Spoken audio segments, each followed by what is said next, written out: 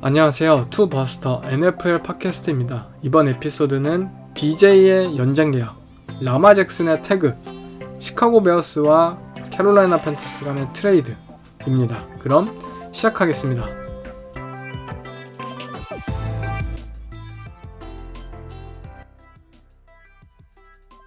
Daniel, congrats on the deal. Curious, there's a lot of different aspects that go into a contract. What was most important to you about how the way it was structured? Was it the average value, the length, the guarantees? Just take us through your thoughts on that a little bit. Yeah, I mean, there's several really, key components to it, and I think, going in, it wasn't really one thing or the other. I think it was, the overall deal and how it, worked together and how they balanced each other out. So I don't think there was one thing that was, overridingly more important than the others. I think it was more about the balance of the deal and putting all those things together in the best way we could. 첫 번째 소식은 뉴욕 자이언츠와 그리고 데니얼 존스가 4년 160밀리언 달러에 달하는 연장 계약에 합의했다는 소식인데요. 드디어 뉴욕 자이언츠가 또 한 번 해냈습니다. 이 데니얼 존스에게 4년간 160밀리언, 연간 40밀리언 달러에 임박하는 거대 계약을 주는데 합의를 했어요. 30밀리언 달러 이상의 금액만 주어도 오버페이다 라는 말이 나왔었는데, 결국에는 45밀리언 달러가 아니라 40밀리언 달러, 이거를 다행이라고 표현해야 될지 아이러니하긴 하지만, 어쨌든 82밀리언 달러의 개런티로 DJ는 어쨌든 홈런을 쳤어요. 이 선수가 본인 선수 생활을 하면서 받을 연봉을 거의 다 이번 계약을 통해서 받지 않았나 싶은데, 계약의 세부사항을 보자면 2년차까지 사실상 이 82밀리언 달러의 개런티 금액을 다 주는 계약이고, 2023년, 2024년 이후 2025년 전에 만약에 뉴욕 자이언츠가 이 데니얼 존스를 방출한다면 사실상의 리스크는 거의 적은 그러한 계약으로서 23년, 24년 2년 차에 거의 몰빵하는 그러한 계약 구조를 현재 가지고 있어요. 이러한 계약 구조에 따라서 결국 뉴욕 자이언츠는 프랜차이즈 운영에 대한 연속성을 마련한 것은 사실입니다. 우리가 작년 시즌 데니얼 존스와 함께 플레이오프에 진출하였기 때문에 올 시즌도 다시 한번 노리고, 올 시즌 잘 이루어지지 않는다면 2024년에는 새로운 드래프트에서 쿼터백을 뽑았고, 그리고 어쨌든 데니얼 존스가 선발로서 이 루키 쿼터백을 가르치거나, 루키 쿼터백은 백업으로서 1년 정도 준비할 수 있는 해를 가질 수 있는 그러한 어느 정도의 프랜차이즈 운영에 대한 연속성을 마련한 것은 사실이에요. 그렇지만 이 모든 걸 감안해도 너무 비싸요. 연간 40밀리언 달러, 그리고 2년차까지 82밀리언 달러, 너무 비쌉니다. 시애틀 시옥스의 지노 스미스를 한번 비교해 봅시다. 일단 지노 스미스와 데니얼 존스의 쿼터백 레벨의 차이는 물론 천지 차이예요. 말도 안 될 정도 차이죠. 두 쿼터백 모두, 지노와 DJ 모두 커리어 내내 좋은 모습을 보이지 못하다가 2022년 작년 시즌에 한 방을 통해서 거대 계약을 따내는 데 성공을 했습니다. 모두 팀을 플레이오프에 진출시켰고요. 지노 스미스는 개개인적으로는 작년 리그 탑 7 쿼터백의 활약을 펼쳤고, 데니얼 존스는 리그 탑 12급의 활약을 펼쳤어요. 굉장히 차이가 나요. 그럼에도 불구하고 지노 스미스는 3년간 105밀리언 달러, 40밀리언 달러 개런티, 그리고 나머지 30밀리언 달러는 사실상 인센티브가 붙은 계약.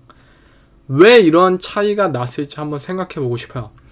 시애틀 시옥스라는 구단은 이 쿼터백에게 있어서 아쉬운 팀이 아니었어요.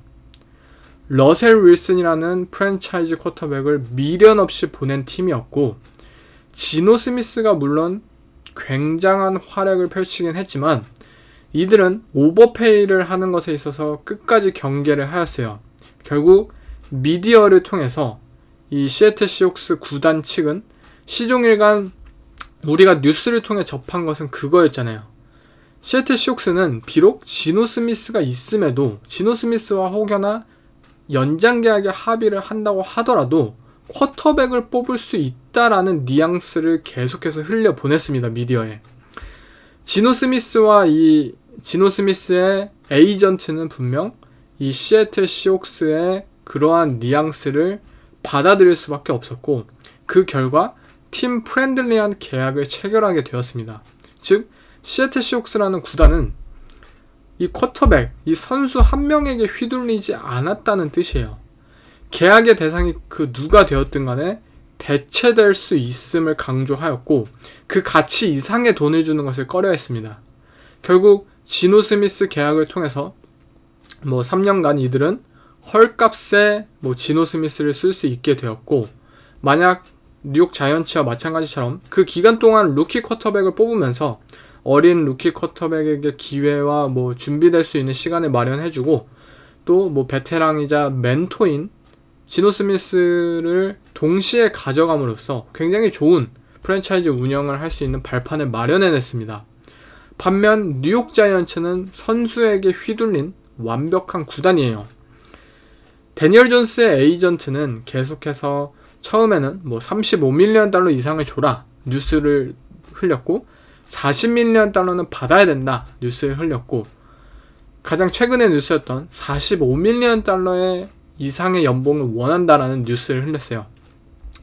본인의 몸값을 올리는 그러한 소스들을 계속해서 흘렸고, 뉴욕 자이언츠라는 구단은 전통적으로 본인들의 프랜차이즈 선수를 선호하는 팀 중에 하나예요. 외부에서 FA 영입을 통하는 것을 선호하기보다 뉴욕 자이언츠는 본인들이 뽑았고 본인들이 길러낸 선수들을 다시 연장 계약하는 것에 있어서 굉장히 선호하는 구단 중에 한 팀이에요. 즉, 이 구단의 특성을 데니얼 존스의 에이전트는 정확히 파악을 했고, 결국 자이언츠 구단에게 있어서 우리 DJ에게 돈을 줄 수밖에 없는 구도로 갔습니다. 이 미디어를 통해서. NFL이라는 이 스포츠에서 구단과 선수 간의 이 계약 협상에 있어서의 우위를 차지하기 위해서는 구단은 그 선수가 대체할 수 있음을 강조해야 하고, 선수는 본인이 대체할 수 없음을 토대로 협상을 해야 합니다. 데니얼 존스, 이 DJ는 모두가 알듯이, 우리 모두가 알아요. 모든 31개 팀 구단이 알고 모든 32개 팀 팬들이 알고 있어요. DJ라는 선수는 대체가 가능한 선수입니다. 그렇지만 뉴욕 자이언츠는 이 DJ를 대체할 수 없는 선수로 취급을 하였고, 그렇기에 막대한 돈을 주게 되었습니다. 자이언츠는 본인들의 프랜차이즈 플레이어를 너무 사랑한다는 그런 문제 때문에 이런 결과를 만들어냈다고 생각이 드네요. 다음 뉴스는 라마 잭슨, 볼티모어 레이븐스가 드디어 프랜차이즈 태그를 달았는데요. 그 태그는 저번 에피소드에서도 나왔지만 논 익스클루시브라는 태그입니다. 즉, 라마 잭슨은 타 팀과의 협상이 가능하고, 만약 볼티모어 레이븐스가 타 팀의 매치에 있어서 이 안건에 있어서 매칭을 하지 않는다면 2개의 1라운드 픽을 받는 대신 라마 잭슨을 보내게 되는 그러한 태그를 현재 붙이게 되었는데요. 이 태그가 붙인 다음에 몇 시간 지나지 않아서 우리가 접한 뉴스는 바로 휴스턴 텍산스, 인디애나 콜츠, 마이애미 돌핀스, 캐롤라이나 팬터스, 애틀랜타 팔콘스, 뉴욕 제츠, 테네시 타이탄스, 이러한 현재 쿼터백이 필요한 팀들이 라마 잭슨에게 관심 없음이라는 뉴스가 현재 들렸어요. 아니, 시즌 전만, 이 오프 시즌 전만 하더라도 정말 쿼터백이 절실하게 필요하고, 라마 잭슨이라는 선수의 가치를 생각한다면 모두가 원할 것이라고 생각이 들었는데, 왜 갑자기 팀들이 라마 잭슨에게 관심이 없다라는 뉴스가 들리는지 일단 생각을 해보자면, 일단 이게 사실일까라고 먼저 의문을 가졌으면 좋겠어요. 팀들은 당연히 이 라마 잭슨, 이 셀프 에이전트 하는 이 라마 잭슨이 현재 뭐 풀 개런티 계약을 원하는 것을 다들 알고 있어요. 그렇기에 볼티모어 레이븐스도 현재까지 뭐 연장 계약에 합의하지 못하고 있는 것이고, 결국 풀 개런티 금액 이 부분에 있어서 서로의 양보가 필요한 상황입니다. 그런데 만약 팀들이 이 라마 잭슨을 원하는 팀들이 있다고 하더라도 이들이 이 너무나도 적극적으로 원한다 라마 잭슨을, 뭐 이러한 식으로 계약의 구도가 흘러간다면 결국 풀 개런티를 줄 수밖에 없는 상황으로 이어질 거예요. 결국 각 팀들은 일부러 관심이 없다라는 이 뉘앙스를 흘려보냄으로써 라마 잭슨이 계약 협상에 있어서 스스로 양보를 하게끔 만드는 구도로 현재 지금 흘러가고 있다고 생각이 들어요. 또한 이 뉴스와 함께 구단들은, 오너들은 지금 뭐 드션 왓슨과 클리브랜드 브라운스가 체결한 이 풀 개런티된 그 계약에 있어서 너무나도 큰 불만을 가지고 있다라는 뉴스까지 함께 나왔어요. 즉 간단합니다. 아니 애틀란타 팔콘스, 뭐 인디애나 콜츠 이러한 팀들이 라마 잭슨에게 관심이 없다라는 게 말이 됩니까, 여러분들? 이 팀들은 라마 잭슨이 본인들의 팀에 오면 진짜 뭐 절하고 받아들일 정도로 정말 필요한 팀이에요. 그렇지만 관심 없음이라는 뉴스가 나온 것은 결국 이 풀 개런티에 대한 반항감이 너무나도 크기 때문에 이러한 부분을 라마 잭슨의 그런 레버리지를 좀 없애기 위해서 일부러 이러한 뉴스들을 지속적으로 흘리는 것이라고 개인적으로 생각이 들어요.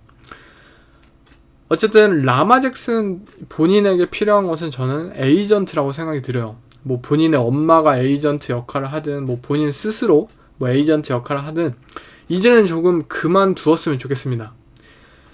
데니얼 존스를 보세요. 드션 왓슨을 보세요. 카일러 머레이를 한번 보세요. 아무리 뭐 쿼터백이 뭐 단신 쿼터백이든 뭐 스크램블 유형의 쿼터백이어서 부상의 위험이 크든 또는 능력은 없는데 뭐 큰 연봉을 요구하든 뭐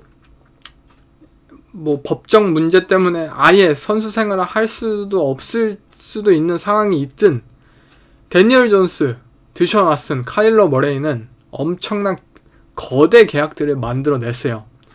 라마 잭슨에게 필요한 것은 뭐 부상에 대한 그런 확신, 뭐 건강에 대한 확신, 뭐 쿼터백으로서 패싱 쿼터백으로서의 능력 이러한 것들이 아니에요. 에이전트로서 스스로를 피하라는 능력이 너무나도 낮습니다. 본인의 계약을 조율하는 능력이 너무나도 없어요. 에이전트가 있었다면 저는 라마 잭슨의 뭐 연장 계약은 뭐 또는 트레이드는 진작에 끝이 났을 거라고 생각이 드네요. At this point, is it entirely up to Aaron Rodgers on what he wants to do? And then what has the communication been like the last few days and the last few weeks? Yeah, we're still in discussions. I can't really get into a lot of the specifics. Just 15 years ago, this Packers organization has been through something very similar with Brett Favre, even with the Jets involved in all of that.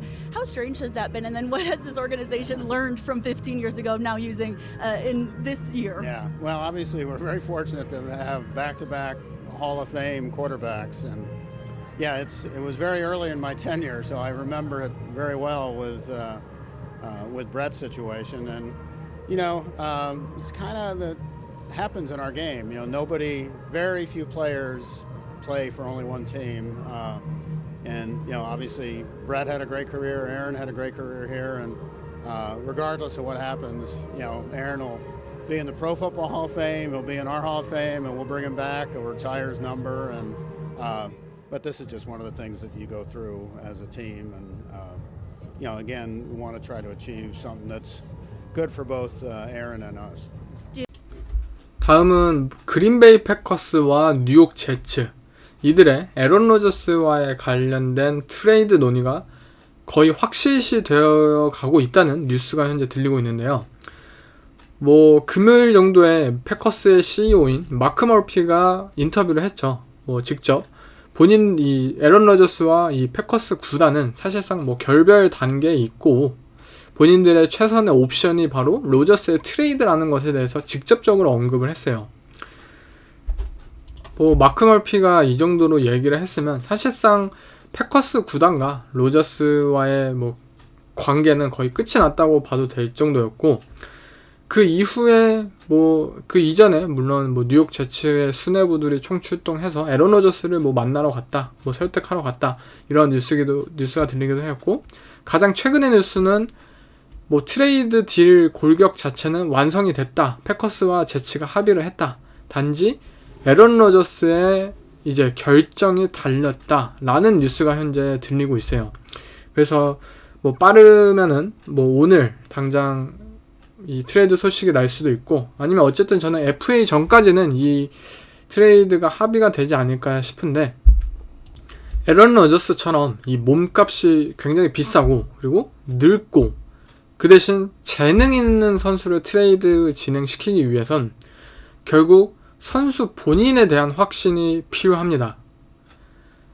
이 선수가 언제까지 선수 생활을 이어갈 것인지, 그리고 얼마나 이 경쟁자로서의 의지가 아직도 강한지, 팀 플레이어로서 양보할 마음이 있는지 등, 뉴욕 제츠는 분명 에런 로저스와 함께하고 싶을 팀이에요.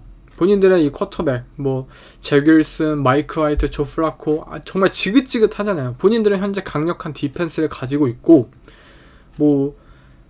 루키 오브 더 이어도 오펜스와 디펜스 사이드 모두 섭렵을 함으로써 굉장히 좋은 팀 탤런트를 가지고 있어요. 하지만 쿼터백 포지션 단 하나 때문에 루징 시즌을 보냈고요. 결국 뉴욕 제츠는 분명 에런 로저스와 함께 하고 싶지만, 로저스가 이러한 부분들에 있어서 좀 확신을 주지 못한다면 꺼릴 수밖에 없죠. 왜냐면 너무나도 리스크가 크니까. 1라운더 픽이 들어가고 연봉도 50밀리언 달러에 달하는 연봉을 이 선수에게 지급을 해줘야 되는데, 과연 로저스가 어떤 마음을 가지고 있는지, 다크니스 리트릿을 통해서 본인의 마음을 결정을 했다고 하는데, 결정한지 안 한지도 모르겠어요. 도대체 말도 잘 안 하고 언제까지 알려주지 않을 건지도 모르겠고, 뉴욕 제츠 입장에서는 굉장히 답답할 것입니다. 그리고 이러한 부분을 가장 잘 알려주는 것이 바로 이 트레이드 할 당시에 픽과 관련된 그런 옵션들이에요. 그린베이 패커스는 에런 로저스를 보내면서 이 2023년 1라운드 픽을 원할 것이고, 그리고 추가적으로 2024년 픽들도 원할 것이에요.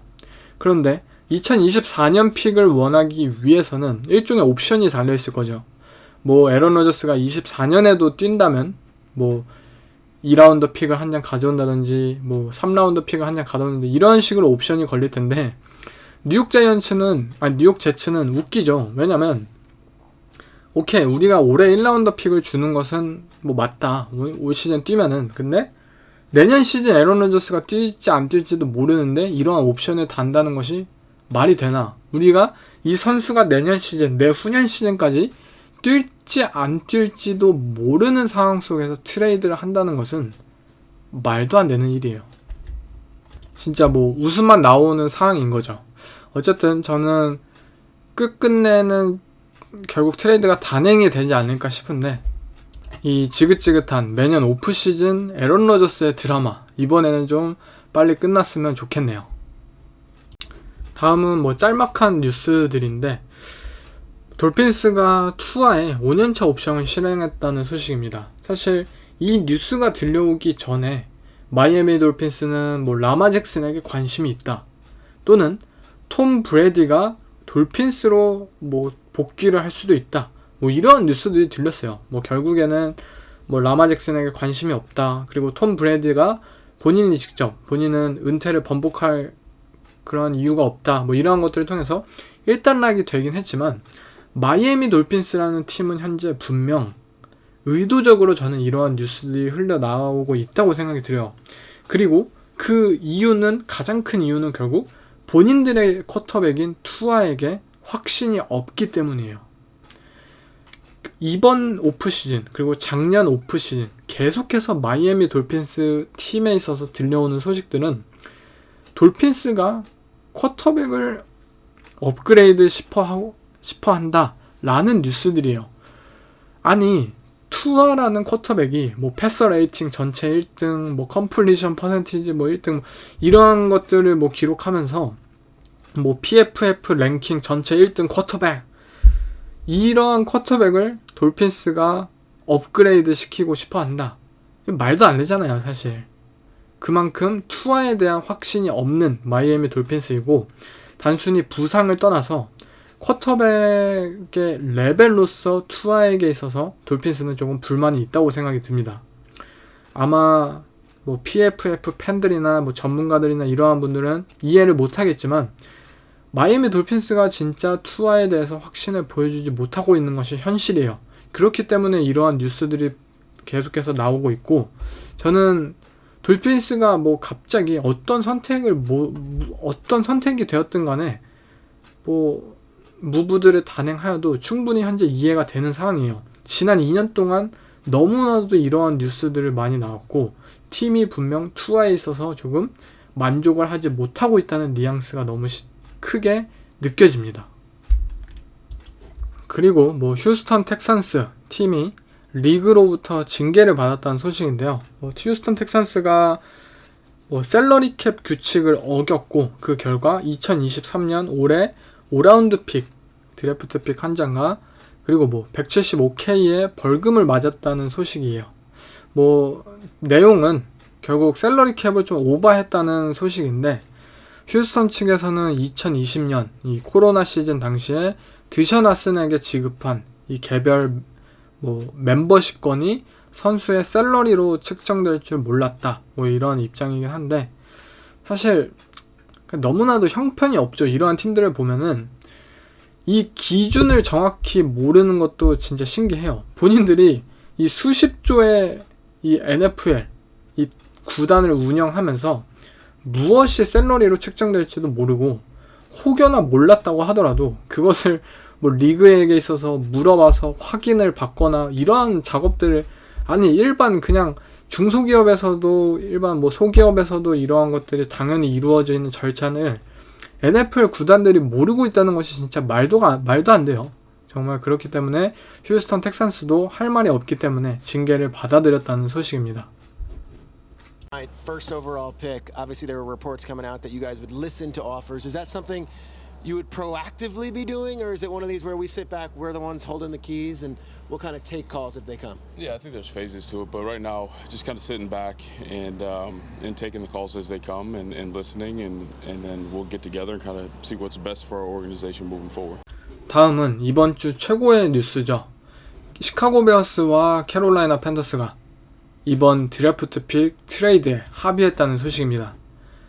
시카고 베어스는 올 시즌 드래프트 전체 1라운드 1픽을 캐롤라이나 팬터스에게 건네주었고, 그 대가로 시카고 베어스는 캐롤라이나로부터 올해 1라운드 픽 전체 9픽과 그리고 2024년 내년 시즌 1라운드 픽, 그리고 올 시즌 2라운드 픽 61픽이죠. 그리고 25년 2라운드 픽 1라운드 픽 2장과 2라운드 픽 2장을 받게 되었고, 그리고 와이드 리시버인 DJ 무어를 받게 되었다는 소식입니다. 시카고 베어스가 픽을 팔 것이라고 예측은 여러 번 되었고, 사실상 이번 드래프트에서 이 저스틴 필즈라는 쿼터백을 뛰어넘을 만한 쿼터백이 없다면 시카고 베어스는 트레이드 다운을 하는 것이 정답이었죠. 결국 이 시카고 베어스 구단의 이 필즈에 대한 평가가 어떻게 내려지냐에 따라서 시카고 베어스는 정말 그대로 쿼터백을 뽑을 수도 있고, 아니면 트레이드를 할 것이다, 할 수도 있다 라는 추측이 들려왔는데, 결국에 시카고 베어스는 이번 드래프트 쿼터백들 중에선 저스틴 필즈를 넘을 만한 쿼터백은 없다 라고 결론을 내린 것 같아요. 결국 저스틴 필즈를 킵함으로써 우리는 이 트레이드 다운을 시도하면서 좀 더 연속적인 그런 이 구단 운영을 이어갈 수 있는 그러한 자원을 마련하자라는 의지로 이 트레이드를 단행하였고요. 먼저 시카고 베어스의 얘기를 조금 더 먼저 언급을 하자면, 이들이 얻어온 것 중에 가장 눈여겨볼 점은 바로 DJ 무어예요. 캐롤라이나 팬터스의 넘버원 리시버. 최근 5년간 3번이나 1000 리시빙 야드를 기록할 정도로 리그 최고의 리시버 중에 한 명으로서 활약을 펼칠 수 있는 이 DJ 무어라는 선수의 존재. 지금 시카고 베어스는 뭐 작년 시즌 이 시즌 중반에 뭐 체이스 클레이풀이라는 리시버를 영입하기도 하였고, 그리고 뭐 다넬 문이라는 뭐 넘버 2 리시버가 현재 팀에 있기도 해요. 하지만 결국 넘버원 리시버의 그런 무게감을, 존재감을 보여줄 수 있는 선수가 부족했고, 이러한 부분 때문에 이번 드래프트에서도 뭐 리시버를 뽑을 것이냐, 뭐 많은 목 드래프트에서 리시버를 뽑는 사람들도 많았고, 또는 뭐 방출되거나 트레이드를 통해서 리시버를 데려올 것이다 라는 의견도 굉장히 많았어요. 뭐 디안드레 홉킨스나 이런 선수들. 하지만 어쨌든 이번 팬터스와의 트레이드를 통해서 아직도 25살에, 그리고 이제 물론 장기 계약에 접어들긴 하지만 시카고 베어스는 현재 리그에서 셀러리 캡이 가장 많은 팀 중에 하나입니다. 많이 빈 팀들 중에 하나예요. 1등이에요. 결국 DJ 무어를 데려옴으로써 아무런 뭐 거부감이 없는 그런 상황이고, 부담이 굉장히 적은 상황이고, 팀의 핵심 넘버원 리시버를 데려옴으로써 저스틴 필즈에게 큰 무기를 쥐어주는 상황까지 연출을 해냈어요. 이 부분이 굉장히 중요한데요. 저스틴 필즈는 이제 올 시즌 3년차에 접어드는 선수예요. 저스틴 필즈는 뭐 2년차, 작년 시즌에 뭐 러싱 쿼터백으로서의 그러한 가치를 재발견하였고 좋은 활약을 펼친 것은 사실이지만, 결국 패싱 쿼터백으로서 그의 능력은 아직도 부족하고 굉장히 의문부호가 많은 것이 사실입니다. 결국 시카고 베어스는 이 패싱 쿼터백으로서 저스틴 필즈라는 선수의 가치와 뭐 잠재력을 제대로 판단하기 위해서는 우리가 이 선수를 위해서 뭐 오펜시브 라인을 솔리드하게 만들어주고, 그리고 리시빙 그룹에 있어서도 조금 힘을 주면서 이 선수의 최대 가치를 끌어낼 수 있는 환경을 조성을 해냈어야 돼요. 그래야지 올바른 평가를 할 수 있으니까요. 결국 시카고 베어스는 이번 트레이드를 통해서 저는 그러한 환경을 조성하는 데 있어서 성공이 들었다고 생각이 들고요. 결국 3년차의 저스틴 필즈가 만약 패싱 쿼터백, 이 패서로서의 역할을 제대로 수행을 한다. 그러면 이 선수에게 올인을 하겠죠. 5년차 옵션도 실행을 하면서 저스틴 필즈는 우리의 프랜차이즈 쿼터백이다 라는 것을 표명하면서 뭐 프랜차이즈 방향을 잡게 되었고, 만약 저스틴 필즈가 올 시즌도 뭐 부진한다, 뭐 패싱 쿼터백으로서 뭐 발전이 없다, 뭐 너무 안 좋다, 이러한 모습을 보면 그냥 5년차 옵션을 실행하지 않고 이 시카고 베어스는 내년 시즌에도 1라운드 픽이 2장 있고 뭐 2라운드 픽도 25년에 있기 때문에 이들은 뭐 칼렙 윌리엄스나 이러한 새로운 쿼터백을 뽑을 수 있는 환경과 그리고 자원들을 가지고 있을 수 있게 돼요. 즉 시카고 베어스 입장에서는 단순히 저스틴 필즈에 대해서 뭐 몰빵을 하는 것 뿐만이 아니라 혹시 결과가 좋지 않을 경우 다른 옵션을 택할 수 있는 그러한 안정장치까지 마련을 했다고 생각이 들어요. 뭐 라이언 펄스 단장이 굉장한 뭐 장사 수완을 마련했다고 생각이 들고, 사실 시카고 베어스라는 구단이 픽을 팔 것이라는 그러한 예측은 모두가 했잖아요. 모두가 시카고 베어스는 드래프트 픽을 팔 거다, 1라운드 픽 안 뽑을 거면 당연히 팔아야지. 근데 모두가 픽을 팔 것이라고 생각을 했다면 당연히 그 값어치는 제대로 평가받기가 힘듭니다. 너네가 급한 것은 파는 사람이지 사는 사람이 급하지 않다, 이러한 분위기가 대세였는데, 어쨌든 시카고 베어스와 라이언 펄스 단장은 죗값을 받고 파는 데 성공을 했어요. 제 개인적으로 시카고 베어스는 굉장히 좋은 이 장사를 했다고 생각이 들고요. 반면 이제 캐롤라이나 팬터스의 얘기를 해보자면, 이 구단주 데이비드 태퍼의 오너의 이 의중이 굉장히 크게 드러난 트레이드였다고 생각이 들어요.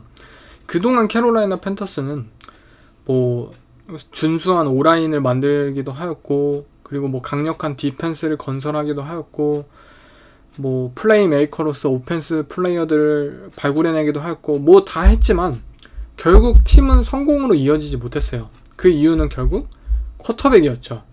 이 쿼터백 포지션에 있어서 캐롤라이나 팬터스는 항상 고통을 받아왔고, 본인들이 뭐 샘 다놀드를 트레이드로 영입하고 베이커 메이필드를 영입하고 뭐 PJ 워커를 쓰든 어떤 쿼터백을 쓰든 간에 캐롤라이나 팬더스는 실패를 했습니다. 본인들이 뭐 효율적인 그런 구단 운영을 위해서 뭐 큰 트레이드를 단행하지 않았고 결국 뭐 각 팀들에게 있어서 버려진 쿼터백들을 수집하면서 다시 한번 이 선수들에게 기회를 주는 그러한 전략을 사용했는데 결국 다 실패로 돌아갔어요. 즉 우리는 지금까지 우리가 행해왔던 무브들과 다르게 우리가 이번엔 과감하고 적극적으로 공격적인 그런 트레이드 뭐 쿼터백 픽을 단행해야 한다라는 평가가 구단 내부에서 돌았을 거라고 생각이 들어요. 결국 데이비드 태퍼는 이 쿼터백 포지션이 단단하게 팀을 지탱해줘야만 앞으로의 팀 운영에 있어서 굉장히 쉽게 진행이 될 것이라고 판단을 내렸고 뭐 아무리 좋은 디펜스, 뭐 아무리 좋은 팀 탤런트를 건설하든 결국 이 NFL이라는 리그를 움직이는 것은 쿼터백이다. 그리고 뭐 상대 디비전 팀들인 템파베이 벅스, 뭐 애틀랜타 팔콘스, 그리고 뭐 비록 데리카라는 쿼터백을 영입했지만 뉴올리언 세인츠, 이 디비전 라이벌 팀들이 현재 쿼터백 포지션에 있어서 조금 부족한 상황. 우리가 먼저 프랜차이즈 쿼터백을 하루빨리 이 라이벌들보다 마련함으로써 우리가 치고 나갈 수 있는 그러한 기회를 만들어내자 라는 것이 이 트레이드의 의지가 보이지 않나 싶어요. 물론 막대한 자원이 투입이 되었죠. 뭐 1라운드 픽도 2장이나 주었고 그 넘버원 리시버인 DJ 무어를 보냄으로써 혹시 뭐 이 쿼터백을 뽑아도 쿼터백이 던질 선수가 없어요. 뭐 DJ 무어도 사라졌고 뭐 크리스찬 맥카프리도 사라졌고 이 선수들을 통해서 1라운드 픽 제대로 된 쿼터백을 뽑을 것은 맞지만 던질 선수가 없어요. 뭐 이러한 부분은 앞으로 뭐 캐롤라이나 팬더스가 1라운드가 아닌 나머지 뭐 드래프트에서 또는 뭐 FA 시장에서 리시버를 데려오지 않을까 개인적으로 생각이 들긴 하는데요. 어쨌든 캐롤라이나 팬터스의 이 쿼터백 포지션에 대한 강력한 의지가 느껴지는 트레이드였어요. 그렇다면 결국 이제 관심사는 단 하나죠. 이 캐롤라이나 팬터스가 과연 누굴 뽑을 것인가? 브라이스 영이냐? 뭐 CJ 스트라우드냐? 뭐 앤서니 리차드슨이냐? 누굴 뽑을 것이냐? 현재 굉장히 말이 많은데 솔직히 지금까지는 뭐 아직 드래프트도 뭐 많이 남은 상황에서 아무도 몰라요. 뭐 어떤 뉴스가 나오든지 간에 뭐 다 뒤집힐 수 있는 뉴스이고 잘 모르겠지만 결국 이 프랭크 라이크 감독이 지난 인디애나 콜츠의 감독으로서 뽑아온 쿼터백들을 한번 생각해 보면은 한 명의 쿼터백이 생각이 나긴 납니다. 뭐 제이콥 이슨을 뽑았고 그리고 샘 엘링거라는 쿼터백을 뽑았고 그리고 칼슨 웬츠를 트레이드로 데려오기도 하였고 맷 라이언을 또 트레이드로 데려오기도 했어요. 필립 리버스를 뭐 1년 단년 계약을 하기도 했고요. 프랭크 라이크 감독은 전형적인 포켓 패서로서의 쿼터백을 선호하고 있어요. 포켓 패서, 뭐 스크램블링 유형의 쿼터백이나 뭐 운동 능력을 바탕으로 해서 뭐 달릴 수 있는 듀얼 스렛 유형의 쿼터백이 아닌 포켓 패서로서 강력한 어깨를 가지고 있고 그리고 좋은 피지컬을 가지고 있는 선수를 쿼터백을 선호해 왔습니다. 인디애나 콜츠에서. 아마 본인의 이러한 쿼터백에 대한 관점이 뭐 바뀔 수도 있겠죠. 어쨌든 리그는 변하고 새로운 선수들이 많이 발굴이 되었으니까. 그런데 제 생각엔 캐롤라이나 팬터스에서도 좀 이러한 일관성을 보여주지 않을까 싶어요. 결국 앤서니 리차드슨 아니면 CJ 스트라우드로 좀 좁혀지지 않을까 싶고 아마 이 쿼터백으로서 좀 더 다듬어졌고 그리고 뭐 포켓 패서로서 좀 더 높은 업사이드를 가지고 있는 CJ 스트라우드가 현재 1순위 배당이 되어 있는 것은 개인적으로 납득이 됩니다. 뭐 그의 뭐 조지아전 테이프나 뭐 이러한 것들을 봤을 때 분명 스트라우드는 이 NFL 레벨급의 쿼터백으로서 잘 지도만 받는다면 충분히 성장할 수 있다는 것을 잠재력을 보여주기도 하였죠.